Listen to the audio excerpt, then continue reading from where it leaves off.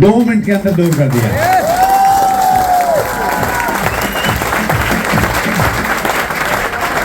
बहुत बहुत धन्यवाद।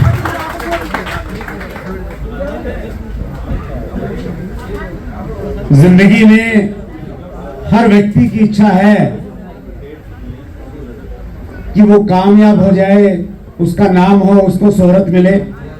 आप में से कितने लोगों की इच्छा है ये? सभी की है। और जब आदमी कामयाब हो जाता है, उसको लोग जानने लग जाते हैं, इज्जत मान सम्मान होता है। ऐसे लेवल पे पहुंचने के बाद आदमी कहां जाना पसंद करता है, किससे मिलना पसंद करता है?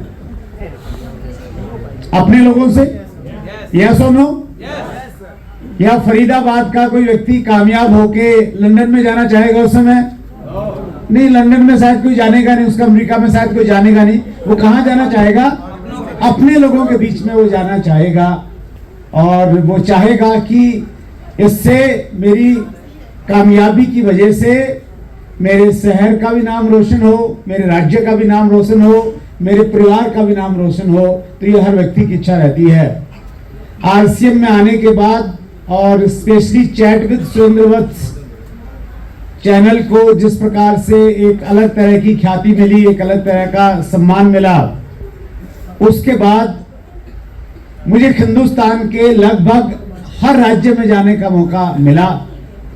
चाहे वो तमिलनाडु में चेन्नई हो, या नॉर्थ ईस्ट में आसाम गुवाहाटी हो, या फिर कश्मीर हो, या फिर गुजरात हो।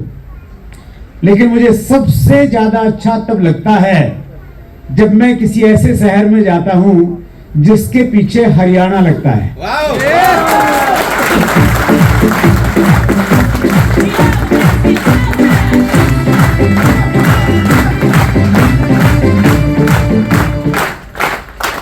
और आज मैं हरियाणा में हूं क्योंकि मेरी रूट्स हरियाणा से हैं। बेसिकली जो लोग पहली बार मिल रहे हैं उनको मैं बताना चाहता हूं, मेरा जन्म, मेरी प्रारंभिक शिक्षा सारी हरियाणा में ही जींद से हुई। कितने ऐसे साथी हैं हमारे बीच में जो अभी तक आरसीएम से जुड़े हुए नहीं हैं? एक बार हाथ खड़ा करेंगे जो आरसीएम से जुड़े हुए नहीं है, ज्वाइन नहीं किया अभी तक। एक बार हाथ खड़ा करें और एक बार अपनी जगह से आप खड़े हो जाइए ताकि हम अच्छे से आपका स्वागत कर सकें, क्योंकि आप हमारे मेहमान हैं, पहली बार आरसीएम परिवार में आए हैं। तो बहुत जोरदार तालियों के साथ आपका स्वागत करते हैं।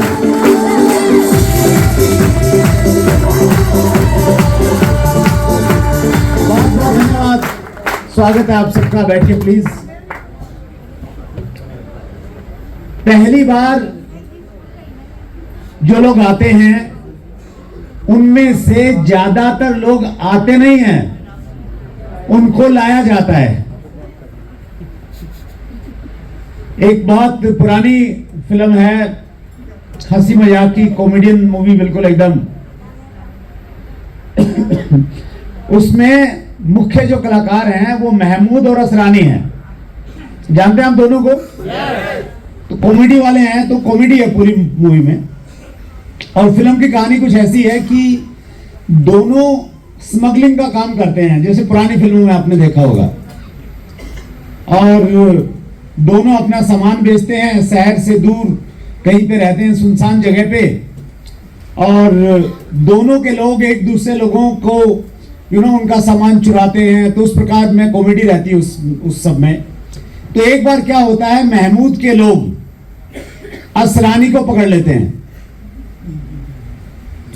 और पकड़ते भी कैसे हैं, उसको पकड़ने के बाद में एक ने उसके यहाँ कनपटी पे बंदूक लगाई, 4-5 बंदूक वाले उसके चारों तरफ हैं। और ऐसी स्थिति में असरानी को पकड़ के वहां लेके आते हैं जहां पे महमूद अपने अड्डे पे बैठा हुआ है, एक सुनसान से एरिया में। और जब महमूद देखता है कि असरानी को पकड़ के लाया जा रहा है तो बड़ा खुश होता है, ठहाका लगाता है और ठहाका लगाते हुए कहता है, पधारिए पधारिए पधारिए। असरानी के यहां पे बंदूक लगी हुई है, यहाँ कनपट्टी पे है, चारों तरफ में लोग हैं। वो कहता है पधारा नहीं हूं, पधरवाया गया हूं।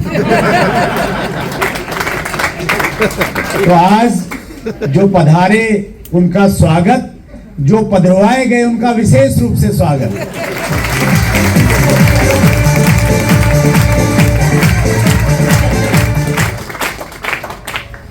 आपका यहां पे आना दो बातें बता रहा है, दो चीजों का संकेत दे रहा है। पहला संकेत यह है कि आप ओपन माइंडेड हैं। क्या है? ओपन माइंडेड, खुले दिमाग के हैं। आपने बंद नहीं किया अभी इसको। बहुत सारे लोग हैं ना 10वीं पास करते बंद कर लेते हैं कि मैं बहुत कुछ सीख गया हूं। आप ओपन माइंडेड हैं, खुले दिमाग से आप यहां आए हैं, देखना समझना चाहते हैं क्या है ये। बहुत सारे लोग ऐसे थे जो यहां आने से पहले पहुंच गए थे, समझ गए थे कि क्या होने वाला है। हेलो, इसलिए वो नहीं आए। तो पहला संकेत ये है आपके आने का कि आप ओपन माइंडेड हैं, चीजों को जानना समझना चाहते हैं। और आपके आने का दूसरा संकेत ये है कि ऊपर वाला आपकी जिंदगी में कुछ अच्छा करना चाहता है, इसलिए उसने आपको यहां पे भेज दिया।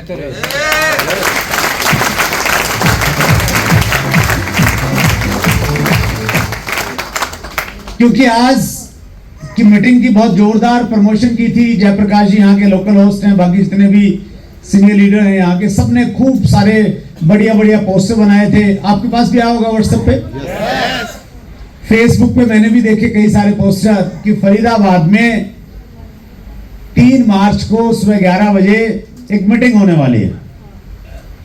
ये सूचना मालूम कितने लोगों के पास में रही होगी? कम से कम भी 30-40 हजार लोगों के पास में पहुंची होगी, ज्यादा भी शायद लोगों को पहुंची होगी कि 3 मार्च को सुबह 11 बजे फरीदाबाद में आरसीएम की एक मीटिंग है, उसमें कौन आ रहे हैं ये सूचना थी या नहीं थी? और इन 30-40 हजार लोगों में से सैकड़ों लोग तो ऐसे थे जिन्होंने ये वायदा किया था कि मैं जरूर आऊंगा, लेकिन वो आए क्या? वो नहीं आए। वो इसलिए नहीं आए क्योंकि वो नहीं चाहता था वो आए, और आप इसलिए आए क्योंकि वो चाहता था कि आप आ जाए।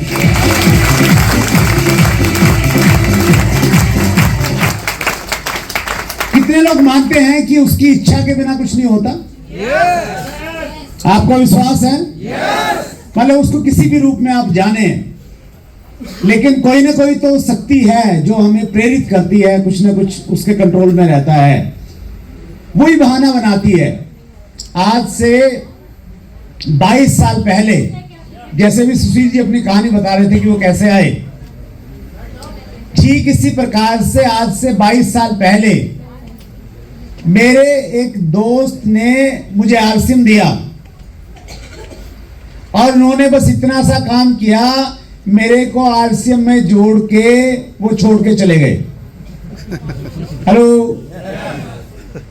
भगवान ने बस उनको इसीलिए चुना था कि तुमने जुड़ना है, और जुड़ने के बाद में एक केबल ऑपरेटर को जोड़ना है, और उसको जोड़ दो, फिर बाकी काम मैं अपने आप करके उसको डायमंड पहुंचा दूंगा।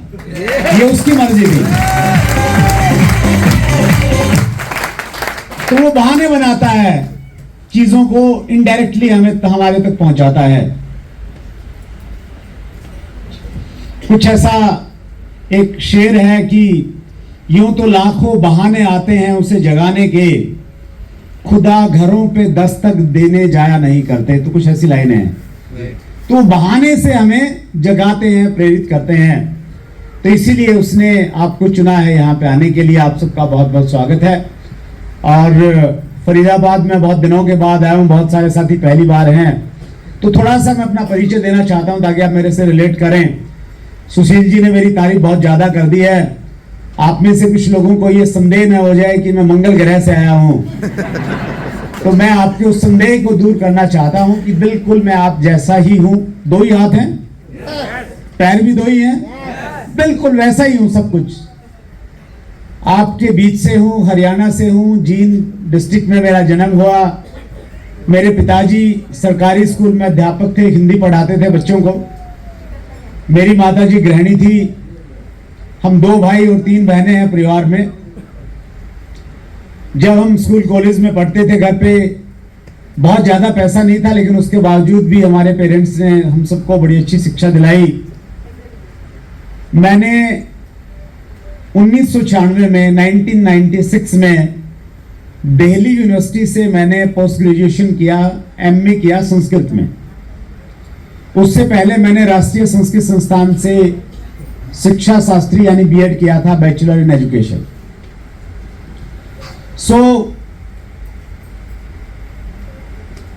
बहुत बड़े सपने थे, हालांकि कुछ बड़ा करना चाहता था, लेकिन फाइनली वो बड़े सपनों की शुरुआत हुई एक प्राइवेट अध्यापक के रूप में।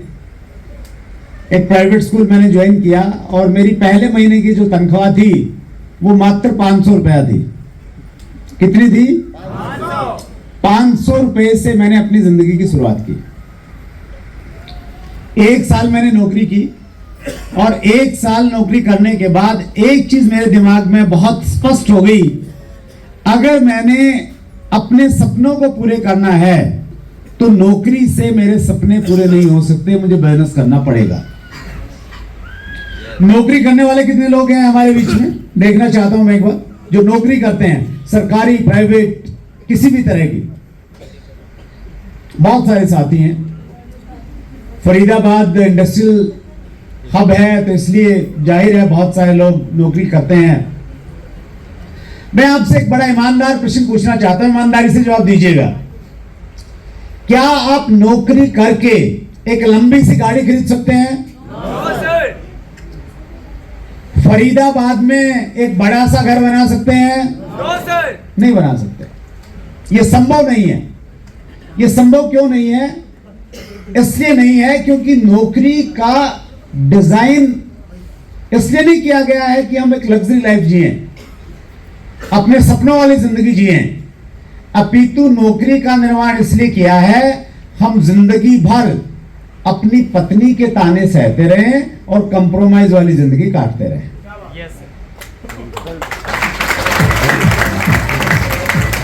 मैं माफी चाहता हूं कुछ साथियों को अगर बुरा लगा होगा, लेकिन सच्चाई तो यही है ना सर? कितने लोग सहमत हैं इस बात से? यही सच्चाई है। और विडंबना देखिए, हमारे देश में नौकरी से सपने पूरे नहीं होते, जिंदगी चलती है जैसे तैसे कंप्रोमाइज करके, लेकिन उसके बावजूद भी लोग क्या करते हैं? नौकरी करना चाहते हैं। हमारी पढ़ाई लिखाई का मुख्य मकसद ही यह है कि नौकरी मिले। 95% पढ़ाई लिखाई इसलिए करते हैं कि नौकरी मिल जाए। हेलो, उसका कारण है बहुत बड़ा, हम बातचीत करेंगे। सो मेरी भी समझ में आ गया कि नौकरी से सपने पूरे नहीं हो सकते। 1 साल के बाद में मैंने डिसाइड किया कि बिजनेस करूंगा। आप में से कितने लोग हैं जो जिंदगी में कुछ बड़ा करना चाहते हैं, बिजनेस करना चाहते हैं? आपके सामने वही समस्या होगी संभवतः जो आज से 25 साल पहले मेरे सामने थी। समस्या ये कि करूं क्या? करना तो चाहता हूं, दुनिया को दिखाना चाहता हूं कि मेरे अंदर भी कुछ है, ताकत, दमखम है मेरे अंदर, लेकिन करूं क्या? कोई पुश्तैनी कारोबार नहीं था, कोई पिताजी की किराने की दुकान नहीं थी कि वहां पे जाके बैठ जाऊं, कोई फैक्ट्री नहीं थी कि वो चलाने लग जाऊं। करूं क्या? करना तो बहुत कुछ चाहता हूं। एक ही चीज समझ में आई कि पहले गांव छोड़ना पड़ेगा, शहर जाना पड़ेगा, वहां शायद कुछ रास्ते मिले। ये समझ में आया छोटा सा। हमारा गांव जींद शहर से 40 किलोमीटर दूर था। मैं गांव से शहर गया, मेरे मामा जी वहां रहते थे। तो जाते कहां हम शहरों में जहां कोई रिश्तेदार रहता होगा? यस और नो? तो मामा जी रहते थे, उनके पास चला गया। मैंने कहा मामा जी मैं तो यही कुछ करूंगा। तो वो ठेकेदार थे, कॉन्ट्रैक्टर, रोड बनाना, बिल्डिंग बनाना, ये सब उनका काम था। तो उन्होंने बोला ठीक है मेरे साथ लग जाओ। तो मैं उनके साथ लग गया और मेरे को उन्होंने काम दिया ये बात है शायद 97-98 की। तो उस दौरान हरियाणा में बाढ़ आई थी, एक बार बहुत भयंकर वाली बारिश हुई थी और बाढ़ आई थी। तो हरियाणा गवर्नमेंट ने क्या किया, जो गांव थे उन गांवों के चारों तरफ मिट्टी के बांध बनाए, जैसे रिंग रोड बनाते हैं ना हम शहरों में, तो मिट्टी के बांध बनाए ताकि बारिश हो, पानी ज्यादा है तो गांव में पानी न घुसे। तो एक गांव में मिट्टी डल रही थी, उसका कॉन्ट्रैक्टर मामा जी थे। तो उन्होंने मेरी ड्यूटी लगाई कि भाई तुम सुबह जाओगे और जाके वहां पे ये गिनोगे कि कितनी मिट्टी की ट्रॉली डली, किस ट्रैक्टर ने कितनी ट्रॉलियां डाली, और शाम को मुझे हिसाब दोगे। तो ये मेरा काम था। तो मैं दिन में पूरा हिसाब किताब करता और शाम को जब मैं जाता तो मैंने ये ऑब्जर्व किया कि जितने भी ठेकेदार थे वो सारे शाम को इसके इकट्ठा हो जाते थे, फिक्स था उनका।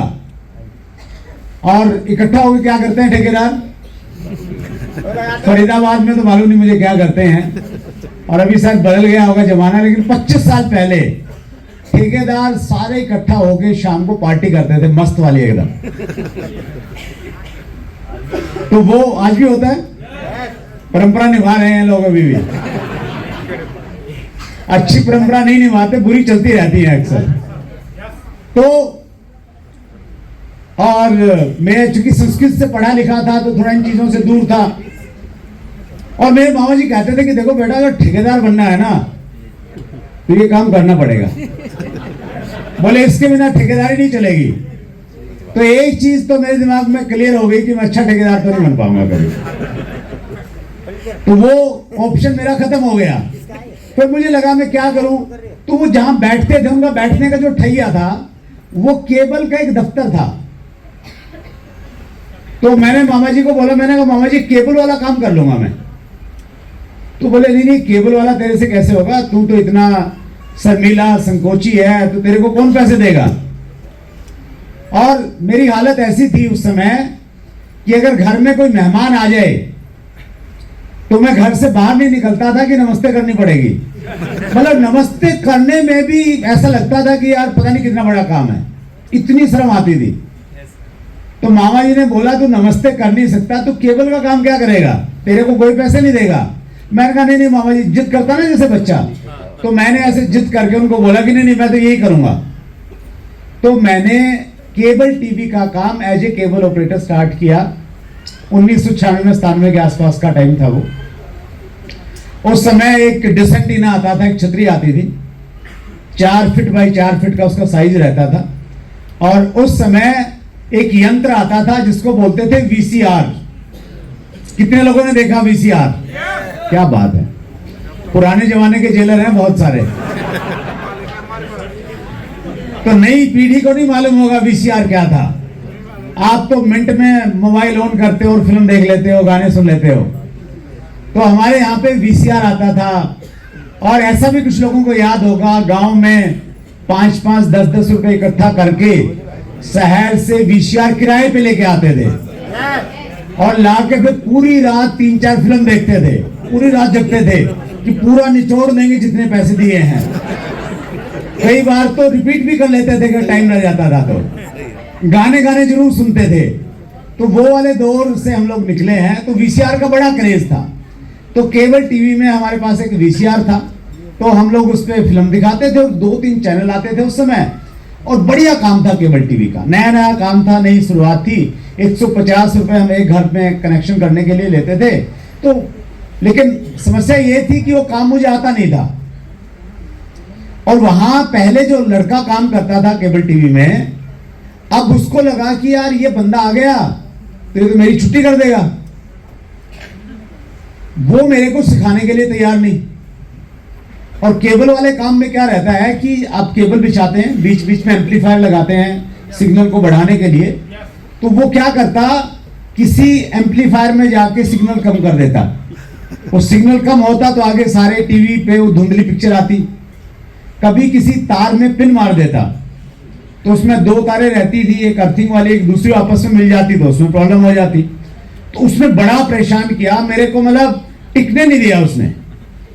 एक दिन मैंने परेशान होके मैंने मामा जी को बोला कि मैंने इसको नहीं रखना। बोले तू कैसे करेगा? मैंने कहा मैं अकेला कर लूंगा, खुद कर लूंगा। केबल की मुझे कोई समझ नहीं। ये सीखा था कि बच्चों को कैसे पढ़ाना है, संस्कृत सीखी थी, वो सब से कोई लेना देना नहीं था उस चीज का, लेकिन मैंने उस काम को सीखा और इस लेवल पे सीखा क्योंकि कुछ करना चाहता था।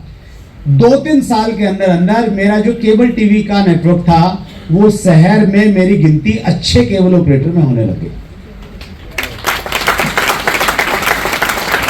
पैसा भी आने लग गया, खूब प्रॉफिटेबल काम था, लेकिन उसके बावजूद भी मजा नहीं आ रहा था।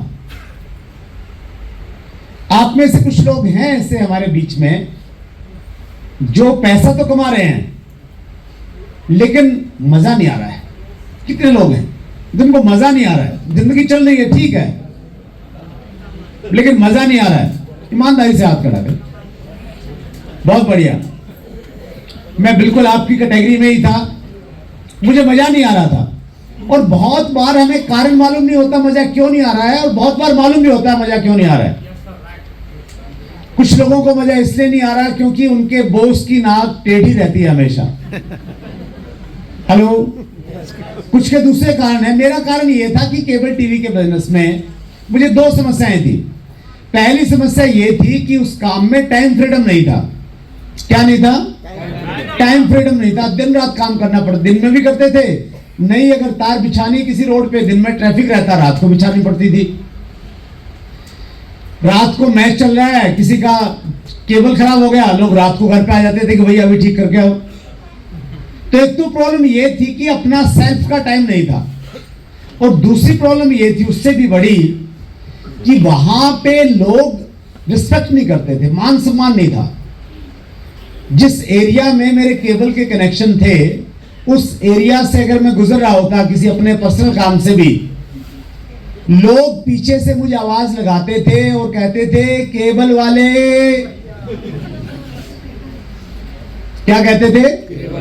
केबल वाले। और कोई ऐसी आवाज जो आपको पसंद नहीं है तो आप उसको क्या करते हो? इग्नोर करते हैं, अनसुना कर देते हैं। तो मैं भी उसको इग्नोर करता, ये सोच के कि सुना ही नहीं, आगे बढ़ता। तो फिर वो जोर से चिल्लाते, केबल वाले भैया। पूरी कॉलोनी को मालूम चल जाता कि भैया केबल वाला जा रहा है यहां से। और वो चिल्लाते इसलिए नहीं थे कि घर पे चाय ठंडी हो रही है, वो चिल्लाते इसलिए थे ताकि वो अपनी शिकायतों का पिटारा मेरे ऊपर में फेंक सके। वो कहते थे भैया आपका केबल ठीक नहीं चलता, आपका वो चैनल तो ठीक चलता है नहीं, आप पुरानी पुरानी फिल्में लगा देते हो। तो अजीब अजीब सी शिकायतें लोग करते थे। और अगर मैं अकेला रहता तो मेरे को ज्यादा फर्क नहीं पड़ता, मेरे को लगता था कि यार लोग बोलते हैं। मेरे को ज्यादा फर्क कब पड़ता, मैं अपने किसी दोस्त के साथ या किसी रिश्तेदार के साथ में जा रहा हूं और फिर लोग पीछे से आवाज लगा रहे केबल वाले, और फिर मैं रिश्तेदार के साथ में, रिश्तेदार को कहां छोड़ू, रिश्तेदार को भी साथ में लेके जाऊंगा फिर।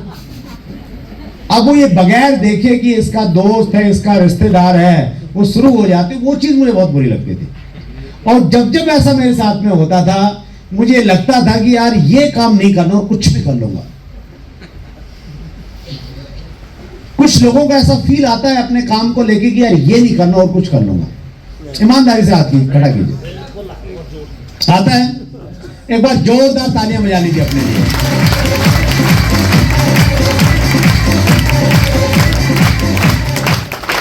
बहुत सारे लोग आदी हो जाते हैं उस माहौल के, फिर उस माहौल के इतने आदी हो जाते हैं कि फिर उसी में रहते हैं। हेलो, लेकिन अगर आपको परेशानी होती है उस प्रकार के माहौल में, उस प्रकार की बातों से, तो ये मान के चलिए कि ऊपर वाले ने आपके लिए कुछ बहुत बड़ा प्लान कर रखा है।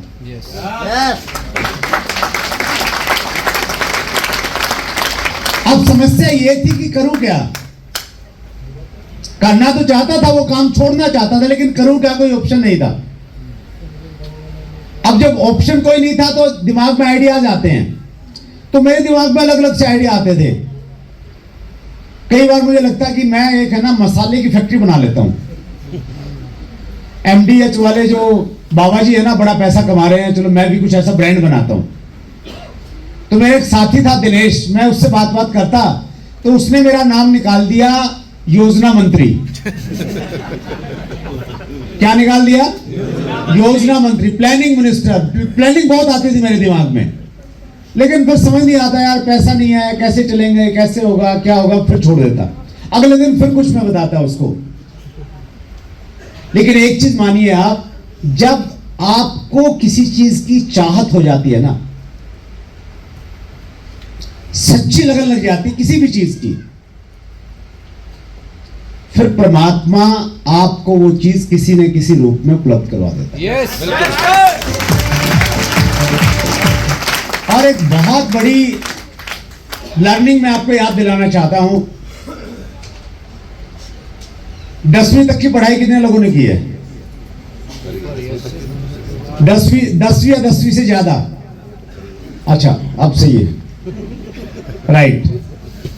10वीं के अंदर अंदर एक कहानी आती थी, हिंदी में आती थी पहले, फिर थोड़ा सा अंग्रेजी में आने लगी थी, और वो कहानी थी थ्रस्टी क्रो वाली कहानी, प्यासे कौवे की कहानी। कितने लोगों ने पढ़ी है? मैं आपको याद दिलाना चाहता हूं, उसका रियल मैसेज आपको देना चाहता हूं। कहानी ये थी कि एक कौवा था, वो बहुत प्यासा था। प्यासा था तो पानी की तलाश में इधर उधर उठने लगा, देखने लग गया, उसको पानी नहीं मिला, बहुत परेशान हो गया। लेकिन खोजता रहा, ढूंढता रहा, और फाइनली वो एक बगीचे में पहुंचा, और वहां पे उसने एक जग देखा, और उस जग के अंदर में पानी देखा। अब कौवे को लगा कि पानी मिल गया, मजा आ गया। लेकिन जैसे ही उसने पानी पीने का प्रयास किया, तो कौवे की जो चोंच थी वो पानी के अंदर में नहीं पहुंची। क्यों नहीं पहुंची? पानी नीचे था। जग बड़ा था, पानी नीचे था, तो कौवे की चोंच वहां तक नहीं पहुंची। अब कौवा व्याकुल हो गया, परेशान हो गया, प्यास लगी है, पानी भी है, पहुंच नहीं पा रहा हूं, क्या करूं क्या करूं, सोचता रहा, अपने दिमाग पे प्रेशर डाला, क्या करूं क्या करूं क्या करूं क्या करूं। और फाइनली उसके दिमाग में एक आइडिया आया कि पास में जो कंकर पड़े हैं, इन कंकरों को मैं उठा के अगर इस जग में डाल दूंगा तो पानी ऊपर आ जाएगा। कौवे ने वैसे ही किया, कुछ कंकर उठाए, उसमें डाला, पानी ऊपर आया, फिर उसका हौसला बढ़ा, फिर और कंकर डाले, और फाइनली पानी ऊपर आ गया। कौवे ने पानी पिया और पी के उड़ गया। ये पढ़ी आपने? हर कहानी के पीछे उसके नीचे एक मोरल होता था, एक शिक्षा होती थी। इस कहानी के नीचे की क्या शिक्षा थी? जहां चाह वहां राह। और अगर आपने अंग्रेजी में पढ़ी होगी तो अंग्रेजी में इसका मोरल था, where there is will there is way. जहां चाहत होगी वहां रास्ते निकलेंगे, ये कहानी बताती थी। लेकिन हमने ये कहानी इसलिए पढ़ी थी और इसलिए रटी थी ताकि हमारे 10 में से 7-8 नंबर आ जाएं और हमारा बेड़ा पार हो जाए। यस और नो? और हमारी ज्यादातर शिक्षा इसीलिए होती है। मैंने जब बीएड किया, बैचलर इन एजुकेशन किया, उस समय हमारे यहां 6-7 सब्जेक्ट थे, तो उसमें एक सब्जेक्ट था भारतीय शिक्षा का इतिहास, हिस्ट्री ऑफ इंडियन एजुकेशन। उसमें हमें पढ़ाया जाता था कि हमारे देश में शिक्षा पहले कैसी चलती थी। प्राचीन समय में गुरुकुल होते थे, गुरु के यहाँ पे जाके शिक्षा लेते थे, फिर उसके बाद में चीजें बदली, फिर बदलते बदलते फिर अंग्रेज आए यहाँ पे, अंग्रेजों ने यहाँ पे अपनी शिक्षा व्यवस्था लागू की, और उसी में आता था कि लॉर्ड मैकाले नाम का एक व्यक्ति आया था, एक वाइस चांसलर था, और उसने इंडिया में एक नई शिक्षा पद्धति थी, पहली जो शिक्षा पद्धति थी उसको हटा दिया, एक नई शिक्षा पद्धति थी जिसको भारतीय शिक्षा इतिहास में मैकाले शिक्षा पद्धति बोलते हैं। उस शिक्षा पद्धति का उद्देश्य यह था कि एक व्यक्ति को नौकर के रूप में तैयार किया जाए, उसकी मानसिकता वैसे तैयार की जाए कि वो सिर्फ अपने बॉस का आदेश माने, खुद से बड़े निर्णय न ले। हेलो? उस प्रकार का करिकुलम, उस प्रकार का पाठ्यक्रम तैयार किया। अच्छी बात यह है कि पिछले कुछ सालों से हमारे देश में एक नई शिक्षा की शुरुआत हो रही है धीरे धीरे, जहां पे व्यक्ति के चहुमुखी विकास के ऊपर में काम किया जा रहा है। कुछ विश्वविद्यालयों ने इस पर काम करना स्टार्ट कर दिया है। लॉर्ड मैकाले ने ऐसी शिक्षा व्यवस्था दी कि जिससे बच्चे इसलिए पढ़ें कि नंबर लेने हैं। क्या लेने हैं? शिक्षा नहीं लेनी, क्या लेने हैं? नंबर लेने हैं। तो नंबर लेने के चक्कर में शिक्षा क्या है, मोरल क्या है, वो हम सब भूल गए। ये कहानी और ऐसी कई तरह की कहानी है। अगर उनकी शिक्षा आज भी सार्थक है, आप उनको अपनी जिंदगी में अपना लें। जब आप किसी ऐसे मोड़ पे हैं जिस मोड़ पे आप परेशान हैं, कोई रास्ता नहीं सूझ रहा, इस प्रकार की कोई कहानी, उसकी शिक्षा अगर आपको याद आ जाए तो वो आपको एक दिशा निर्देश दे सकती है, पथ प्रदर्शक का काम कर सकती है। यस। और उस समय जब मैं चाह रहा था कि मैंने केबल का काम नहीं करना है, बिजनेस करना है, पैसे कमाने हैं, ऐसा काम करना है जिस काम में टाइम फ्रीडम हो, जिस काम में पैसा हो, ऐसा कोई काम करना है, उसी समय चूंकि ये मेरी बर्निंग डिजायर बन गई थी, चाहत बन गई थी, उसी समय भगवान ने मेरे दोस्त को मेरे पास में भेजा और मेरे दोस्त ने कहा कि आज शाम को मेरे घर पे आइए, आपसे खास बात करनी है।